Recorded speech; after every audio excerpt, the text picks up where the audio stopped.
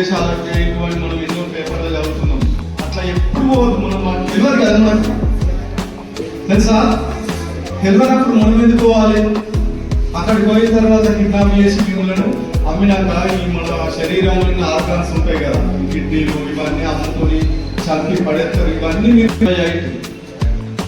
మంచి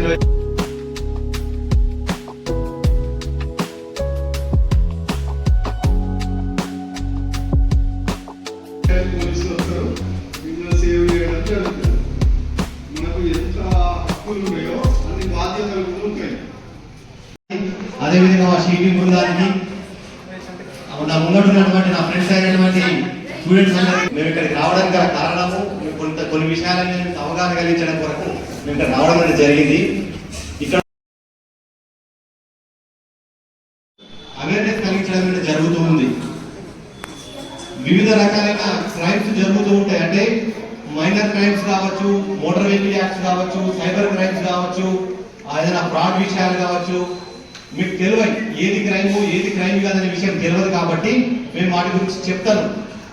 ఈ రోజు జరుగుతున్న యాక్సిడెంట్లలో 50% ఎక్కువ యాక్సిడెంట్లు, ఫర్ ఎగ్జాంపుల్ మన సిద్దిపేట జిల్లా తీసుకుంటే సంవత్సరానికి 300 యాక్సిడెంట్లు జరుగుతుంటాయి. 300 యాక్సిడెంట్లు. 300 యాక్సిడెంట్లలో దరిదాపు ఒక 200 మంది చనిపోతారు. ఓన్లీ యాక్సిడెంట్ వాళ్ళనే. అందులో 200 మంది చనిపోతే అందులో దరిదాపుగా ఒక 100 నుంచి 110 మంది హెల్మెట్ లేకుండా చనిపోయిన వాళ్ళే. అంటే వాళ్ళు హెల్మెట్ పెట్టుకొని ఉంటే బ్రతికే వాళ్ళే. ఎందుకు మన బాడీలో పార్ట్ అన్నిటికన్నా హెడ్కి ఎందుకు ఇంపార్టెన్స్ ఇస్తున్నా? హెల్మెట్ దేనికి ప్రొటెక్ట్ చేస్తుంది? మన హెడ్, బ్రెయిన్ కాదు. బ్రెయిన్ అంటే ఇక్కడ లోపల ఉంటుంది. హెడ్లో కూడా బ్రెయిన్ ఉంటుంది, అవునా? మన హెడ్ని ప్రొటెక్ట్ చేస్తుంది. ఎందుకంటే మన హెడ్లో చిన్న చిన్న నరాలు ఉంటాయి. అది డ్యామేజ్ అయినాయంటే వాడు చనిపోవడం అనేది జరుగుతుంది, కోమాల కన్నా పోవడం జరుగుతుంది. లేదంటే ఇంకోటి మూడోది ఏమవుతాడు? పిచ్చోడు అని అవుతాడు. అవసరం వచ్చింది. మీరు తప్పనిసరిగా మీరు అందరికి కూడా మీ తల్లిదండ్రులందరికీ హెల్మెట్ పెట్టుకోమని చెప్పాలి. చెప్తారా? మీ అందరూ మనకు మేజర్ అయ్యేంత వరకు బైకులు నడపద్దు, మరి కార్లు అయితే మరీ నడపద్దు. మిమ్మల్ని మేము జీవనలో పంపుతాము. మీ తండ్రిని, అంటే తండ్రి మీన్స్ ఆ వెహికల్ ఓనర్ ఎవరైతే ఉంటారో ఆ వెహికల్ ఓనర్ని జైలుకు పంపించడం జరుగుతుంది. మీకు తెలియదు చట్టం గురించి. నేను చట్టం గురించి చెప్తున్నాను, అర్థమైందా? ఇప్పుడు నడతారా వెహికల్? మీరు నడతారా? 12,000 రూపాయలు ఫైన్, లేదా యాక్సిడెంట్ అయితేనేమో మీ నాన్న జైలు, మీరేమో స్కూల్ బంద్ అయిపోతుంది, శివైన లోనుకోతుంది. నాకు దొరికితేనేమో ఉద్యోగాలు రాకుండా చేస్తా. మీ మామలు కావచ్చు, తల్లిదండ్రులు కావచ్చు, డ్రంక్ అండ్ డ్రైవ్ చేస్తే ఏమవుతుంది? పెనాల్టీ ఒక 2,000 రూపాయలు పెనాల్టీ పడుతుంది. పెద్దవాళ్ళకు ఒక మిషన్ ఉంటుంది, డ్రంక్ అండ్ డ్రైవ్ టెస్ట్ చేసే విధానం మీకు తెలుసా? నాకు తెలిస్తే సంతోషం, చెప్పాల్సిన అవసరం లేదు. తెలుసు కాబట్టి ఆ మిషన్ లో పర్సెంటేజ్ బట్టి జైలు పంపడమా ఫైన్ వేయడమా జరుగుతుంది. కాబట్టి ఎక్కువ ఊదినప్పుడు ఎక్కువ పర్సెంటేజ్ వచ్చిందనుకోండి, వాళ్ళ జైలు పంపించడం అనేది జరుగుతుంది. చెప్పండి, డ్రంక్ అండ్ డ్రైవ్ చేస్తే జైలుకు పోవాల్సి ఉంటుంది. ఎందుకు అంటే వాడు డ్రంక్ అండ్ డ్రైవ్ చేసి వాడి నడుపుకుంటే వాడు పోతే ఏమి ఇబ్బంది లేదు. కానీ పాప నార్మల్ గా చదువుకునే పిల్లలు కావచ్చు, చదువుకునే మన రోడ్డు మీద తిరిగే సాధారణమైన వ్యక్తులు కావచ్చు, వాళ్ళకి యాక్సిడెంట్ చేస్తారు వాళ్ళు, అవునా లేదా? వీళ్ళేం పాపం చేసిండ్రు? వాడు యాక్సిడెంట్ అయిన వల్ల వీళ్ళకి చనిపోవడం, కాలు చేతులు తిరగడం అనేది జరుగుతుంది. కాబట్టి మీరందరూ కూడా చెప్పాలి, 80% డ్రంక్ అండ్ డ్రైవ్ చేయొద్దు. డ్రంక్ అండ్ డ్రైవ్ చేస్తే ఏదైనా యాక్సిడెంట్ అయిందంటే దానికి సాధారణమైన యాక్సిడెంట్ అయితేనేమో 3 సంవత్సరాలు జైలు శిక్ష. యాక్సిడెంట్ అయి మనిషి చనిపోతాడు కదా, వాడి మీద కేసు అవుతుంది కదా, 3 సంవత్సరాలు. తాగి యాక్సిడెంట్ చేస్తే మనిషి చనిపోతే మర్డర్ కేసుతో సమానం. జీవితాంతం కూడా జీవిత ఖైదైనా పడవచ్చు, ఊరి శిక్ష అయినా పడవచ్చు. ఎందుకు? తాగి వాహనం నడిపి యాక్సిడెంట్ చేస్తే మనిషి చనిపోతే. ఎందుకు? తాగితే యాక్సిడెంట్ అవుతున్న ఇంటెన్షన్ మనకు ఉందా లేదా? తెలుసా? తెలియదు. నాలెడ్జ్ ఉందా లేదా? కాబట్టి నాలెడ్జ్ ఉండి మనం యాక్షన్ చేస్తున్నాం కాబట్టి ఆ పనిష్మెంట్ అనేది ఉంటుంది. కాబట్టి మిత్రులందరికీ ఏమని చెప్తారు? తాగి నడవద్దు.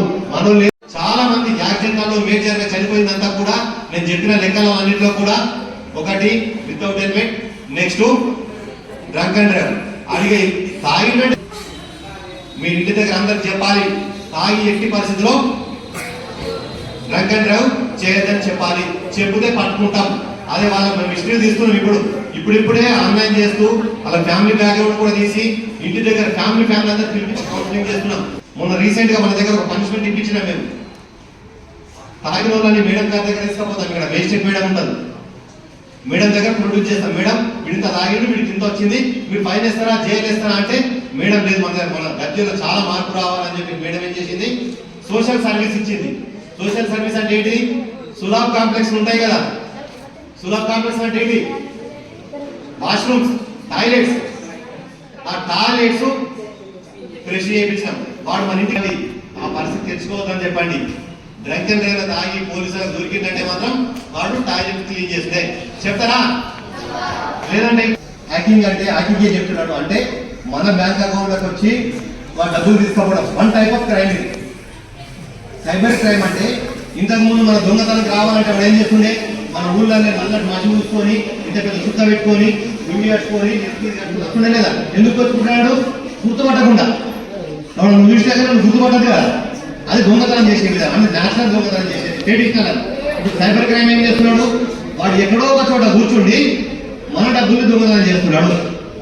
అంటే సైబర్ అంటే టెక్నాలజీలో ఉపయోగించి దొంగతనం చేస్తున్నాడు. అందుతున్నారు కాబట్టి వాటిని అట్రాక్ట్ కావద్దు.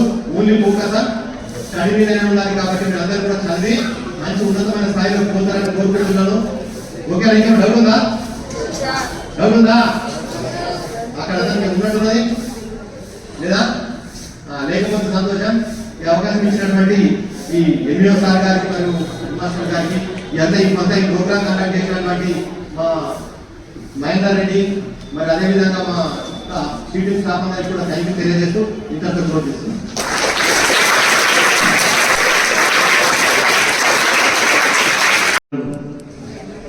మరి చట్టాల గురించి మనం ఎలాంటి నేరం చేస్తే ఎలాంటి చట్టాలు ఉన్నాయి, మనం ఎలాంటి ప్రికాషన్స్ తీసుకోవాలి అనే విషయాలు క్షుణ్ణంగా చెప్పడం జరిగింది. మీ అందరికీ గతంలో కూడా చాలా ఇటువంటి కార్యక్రమాలు జరిగినాయి.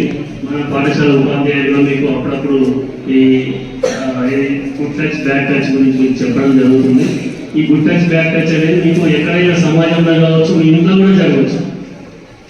ఇంట్లో జరగవచ్చు, సమాజంలో జరగవచ్చు, పాఠశాలలో జరగవచ్చు, ఇంకెక్కడైనా జరగవచ్చు, బస్సుల్లో జరగవచ్చు. సో కాబట్టి ఎలా జాగ్రత్తగా ఉండాలనే విషయాలు మీకు మరి క్షుణ్ణంగా చెప్పడం జరిగింది. మరి ఇన్స్టాగ్రామ్లో ఫేస్బుక్లో చాలా మంది చూస్తుంటారు, ఇన్స్టాగ్రామ్ చేస్తుంటారు, రీల్స్ చేస్తుంటారు. మీ ఫోటో మీద అందులో వచ్చింది అనుకోండి, వాళ్ళు ఎన్నో రకాలుగా మిమ్మల్ని అబ్యూజ్ చేయొచ్చు. అంటే మీ ఫోటో మార్పింగ్ చేయొచ్చు. కాబట్టి జీవితాలు ఖరాబ్ అవుతాయి. అటువంటి వాటి జోలికి పోకండి. ఇన్స్టాగ్రామ్ అస్సలే చూడకండి, చేయకండి. ఫేస్బుక్ కూడా మోసాలు చాలా జరుగుతాయి. సార్ చెప్పాడు, మహేందర్ రెడ్డి సార్ కూడా అందరూ చెప్పడం జరిగింది. మీకు ఏదైనా డౌన్లోడ్ చేసుకోవాలి మ్యాటర్ అవసరం ఉంది అనుకున్నప్పుడు మీ తల్లిదండ్రుల సమక్షంలో మాత్రం చేయండి, అడుక్కొని చేయండి.